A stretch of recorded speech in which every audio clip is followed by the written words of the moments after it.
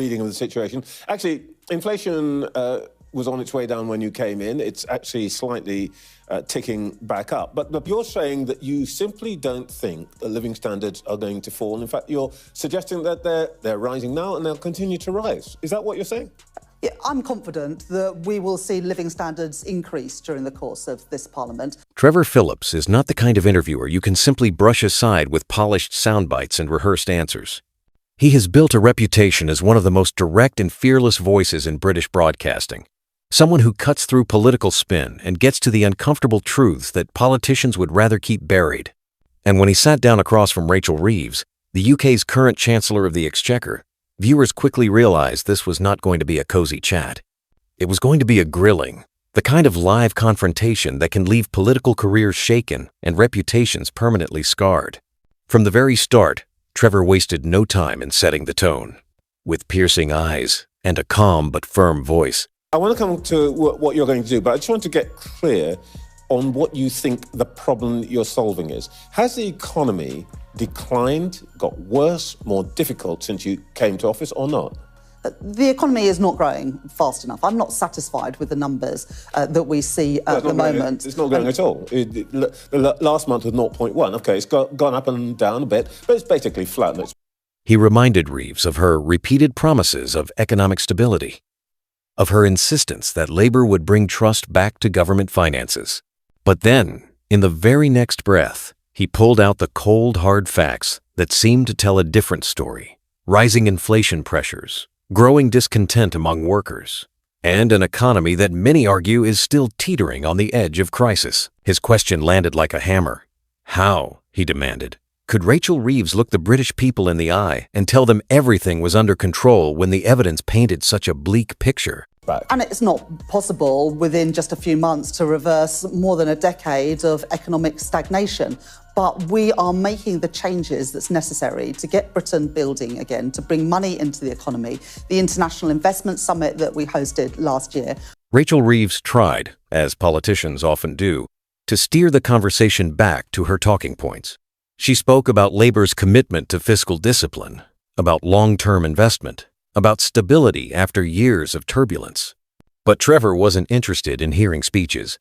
He interrupted, pressed harder, and exposed the contradictions. If Labour was truly committed to fiscal discipline, he asked, then why were there so many questions around the affordability of their pledges? If Labour had learned from past mistakes, then why were ordinary Britons still facing soaring costs, stagnant wages, and crumbling public services? It was in that moment that the temperature in the studio shifted. Viewers watching at home could feel it.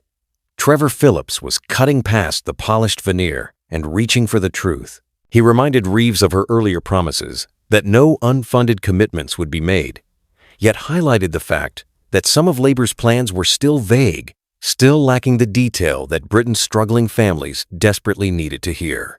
He grilled her on whether taxes would rise, whether borrowing would quietly increase, or whether cuts were secretly waiting just beyond the horizon. And Rachel Reeves, usually composed and confident, began to falter. She tried to present Labour as the party of responsibility, contrasting their approach with the chaos of Conservative mismanagement. But Trevor Phillips wasn't about to let her hide behind comparisons. His point was simple. It wasn't enough to be better than the last government. The British people deserved clarity, certainty, and honesty. They deserved to know not just that Labour had plans, but exactly how those plans would work in practice, without hidden surprises or unspoken consequences. As the interview went on, Trevor began to dig deeper into the heart of the issue, trust. Trust in politicians had been badly eroded over years of broken promises and economic blunders. And so he asked Reeves directly, why should the people trust her? Why should anyone believe that this time would be different? Reeves spoke about her personal commitment, about her background, about her determination to be a chancellor who listens and acts responsibly. But Trevor pressed again, reminding her of Labour's history, reminding her of how quickly good intentions can collapse under the weight of political pressure and public expectation. The exchange was raw, unfiltered, and deeply uncomfortable. For Rachel Reeves, it was a moment of reckoning.